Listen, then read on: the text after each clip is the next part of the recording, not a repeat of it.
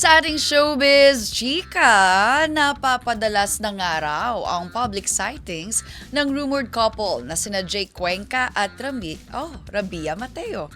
Naispatan kasi ang dalawa na sinusolo ang isa't isa habang magka-holding hands sa isang mall sa Makati.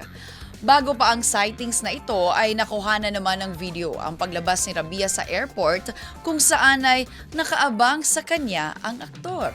Kamakailan lang din ay kumalat rin ang mga chikang namataan ng dalawa na magkasama sa isang resto sa BGC Taguig. Dahil dito, tanong ng netizens ay kung nagde-date na ba talaga ang dalawa.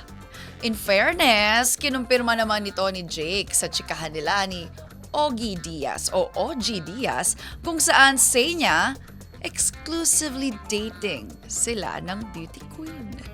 Kabog!